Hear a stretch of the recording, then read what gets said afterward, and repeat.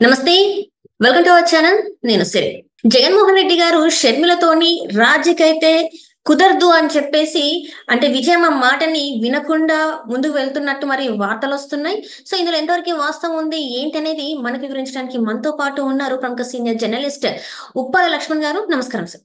నమస్తే. సరే, ఇప్పుడు చూస్తుంటే జగన్మోహన్ రెడ్డి గారు ఇంకా అసలు షర్మిల గారితోని రాజీకి నో అంటున్నారు.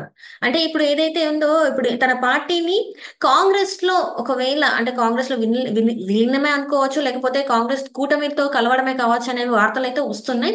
సో అక్కడ షర్మిలతోని నడిచే అవకాశం లేదు అన్నట్టుగా మరి కూడా వార్తలు వస్తున్నాయి. ఎందుకంటే రాహుల్ గాంధీకి ఆ ఒక ఏమంటారు ఒక డిమాండ్ కూడా చేశారన్నట్టు కూడా వార్తలు వస్తున్నాయి. ఏంటంటే షర్మిల గారిని దించేస్తేనే జగన్మోహన్ రెడ్డి గారు కాంగ్రెస్ లో ఉంటారు అని చెప్పేసి కూడా కొన్ని వార్తలు వస్తున్నాయి. మరి ఇందులో ఎంతవరకు వాస్తవం ఉంది, ఏంటంటారు అసలు? ఇప్పుడు నాకున్న సమాచారం గాని లేదా జగన్మోహన్ రెడ్డి గారి యొక్క మెంటాలిటీని బట్టి ఆయన కాంగ్రెస్ పార్టీతో కలవరం అంటే ఇండియా కూటమిలోకి చేరరు. ఉమ్, కాకపోతే ఏంటంటే ఏ కూటమిలో ఉన్న ఇతర పార్టీల మద్దతు తీసుకున్నంత మాత్రాన మనం ఏదో కూటమిలో చేరిపోతాడేమో అనుకుంటే కూటమిని లీడ్ చేస్తున్నది ఎవరు? కాంగ్రెస్ పార్టీ. ఉమ్, సో తాను జైల్లో పెట్టి అతని మీద కేసులు పెట్టి జైల్లో పెట్టించింది కాంగ్రెస్ పార్టీ. ఉమ్, దాని మీదనే వ్యతిరేకించి బయటకు వచ్చాడు, జైలు పాలయ్యాడు, తర్వాత పార్టీ పెట్టాడు. అందువలన మళ్ళీ కాంగ్రెస్ పంచన చేరుతాడని నేనైతే అనుకోవటం లేదు. ఇంకా కొన్ని వార్తలు ఏమవుతాయంటే కాంగ్రెస్ పార్టీలో విలీనం చేస్తాడు, షర్మిలను పక్కన పెడితే అనేది కూడా వార్తలు వచ్చాయి.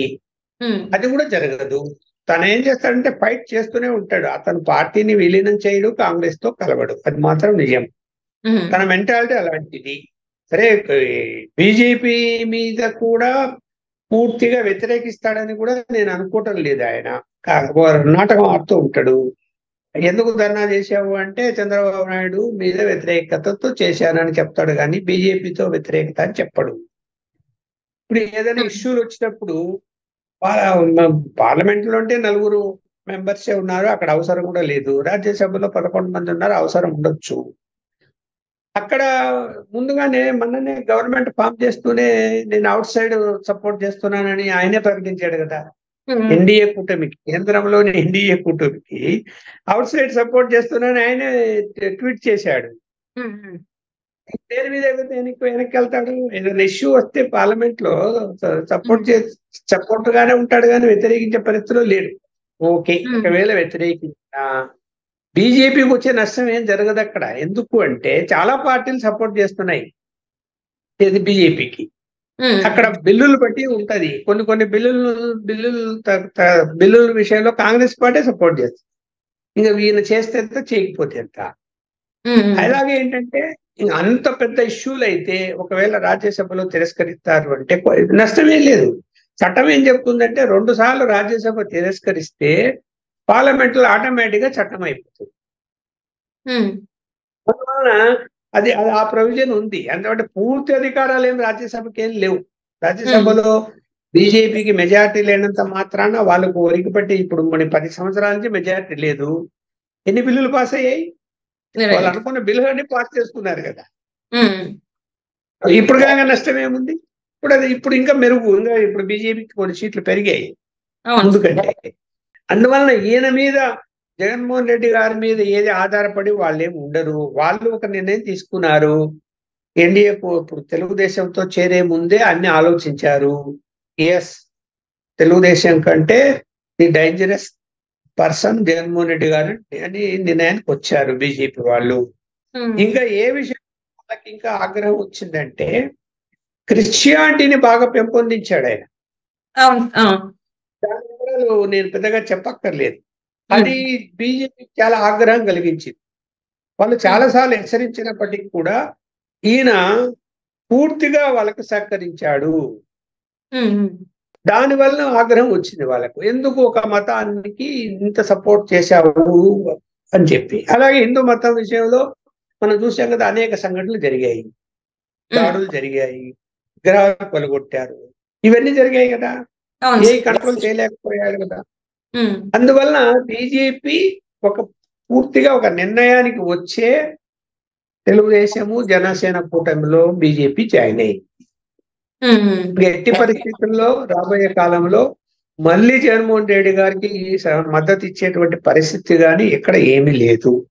కాకపోతే జగన్మోహన్ రెడ్డి గారు ఇప్పుడు ఆందోళనలో ఉన్నారు. అంటే ఏం అర్థం కాని పరిస్థితుల్లో ఉన్నారు. ఏం చేయాలో అర్థం కావడం లేదు ఆయన. ఇక్కడ ఏమి చేయగలుగుతాడు 11 మందితో? ఆయనతో పాటు 10 మంది వాళ్ళు కూడా ఉంటారో అన్న ఒక ఇదిలో ఉన్నారు అని చెప్పేసి దాని వల్లే పార్టీ మనగడ కూడా ఇప్పుడు ఉంటుందో ఉండదో అన్న ఇదిలో ఉన్నారు జగన్మోహన్ రెడ్డి అని కూడా వార్తలు వస్తున్నాయి సార్.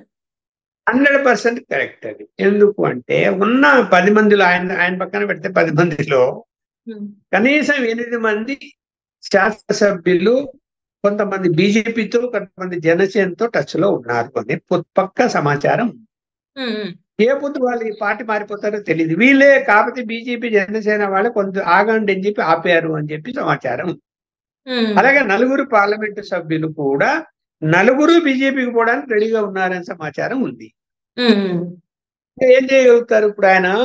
నా మిథున్ రెడ్డి, నా పెద్దిరెడ్డి రామచంద్రారెడ్డి మంచోళ్ళు అని చెప్తున్నాడు కదా. వాళ్ళు బీజేపీ టచ్ లో లేరా? చెప్పమనంటే గుండె చేసుకొని టచ్ లో ఉన్నారు. వాళ్ళు కూడా బీజేపీలో టచ్ లో బీజేపీతో టచ్ లో ఉన్నారు. అండ్ ఇప్పుడు చూస్తుంటే ఈ కొత్తగా ఈ ఫైళ్ల తగ్గడం వల్ల కూడా పెద్దిరెడ్డి రామచంద్రారెడ్డి గారు అయితే ఖచ్చితంగా బీజేపీలోకి వెళ్ళాలన్న ఒక ఆలోచనలో ఉన్నట్టు కూడా మరి వార్తలు వస్తున్నాయి. అదే కాకపోతే బీజేపీని ఆగమని చెప్తున్నట్టు సమాచారంగా సమయం రాలేదు, సమయం రాని అని.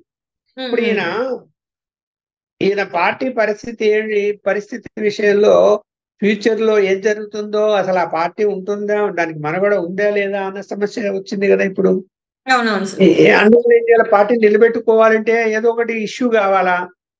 ఏదో 42 రోజులకే ఏదో ఇష్యూ తీసుకొని తనేదో పెద్దగా కనిపెట్టినట్టు ఏదో అత్యాచారాలు అని జరిగిపోతున్నాయి, రాష్ట్రపతి పాలన పెట్టాలని చెప్పి అడుగుతాడా? అంటే అయితే ఇష్యూ దొరకడం లేదు. ఎందుకు వాళ్ళని వెంట పెట్టుకొని వాళ్ళకు ఇప్పుడు అపాయింట్మెంట్ 5 సంవత్సరాలు ముఖ్యమంత్రిగా అపాయింట్మెంట్లే ఇవ్వనటువంటి ఆయన ఇప్పుడు ఎమ్మెల్యేలకి, మాజీ ఎమ్మెల్యేలకి అపాయింట్మెంట్లు ఇస్తున్నాడు. రా అని పిలుస్తున్నాడు. ప్రెస్ మీట్లే పెట్టిన ఆయన ఇప్పుడు ప్రెస్ మీట్లు పెడుతున్నాడు. మీడియా దగ్గరికి రానిలే 5 సంవత్సరాలు. ఇప్పుడేమో ప్రెస్ మీట్లు పెడతాడు. 3 పెట్టాడు అప్పుడే ఇప్పటికే. మరి ఏం చెప్పాలా? అంటే తనకి అభద్రతా భావము తనలో కనిపిస్తున్నది కదా మనకు క్లియర్ గా. పార్టీ మన కూడా కష్టం అన్నది అర్థమవుతున్నది కదా. చూస్తున్నాము ప్రతి జిల్లాలో కూడా జిల్లా పరిషత్ చైర్మన్లు, మెంబర్లు, వార్డు మెంబర్లు, మున్సిపల్ అందరూ కూడా పార్టీ మారాలనే ప్రయత్నాలు జరుగుతున్నాయి కదా. ఎక్కడ చూసినా అదే ఉంది కదా. పొద్దు గారితో వెళ్ళిపోదామనేటువంటి ఆలోచన ఎందుకు వస్తున్నది అందరికీ? తన యొక్క పరిపాలనలో భయాన్ని సృష్టించాడు, అవినీతిని పెంచాడు, మాఫియా గ్యాంగ్లను పెంచాడు. దీన్ని ఎవరు ప్రజలు ఎప్పుడు హర్షించరమ్మా. మనసులో పెట్టుకుంటారు, సమయం వచ్చినప్పుడు జవాబు చెప్పారు. Right sir. Thank you so much sir. మీరు మాతో పాటు జూమ్ కాల్ వచ్చినందుకు ధన్యవాదాలు.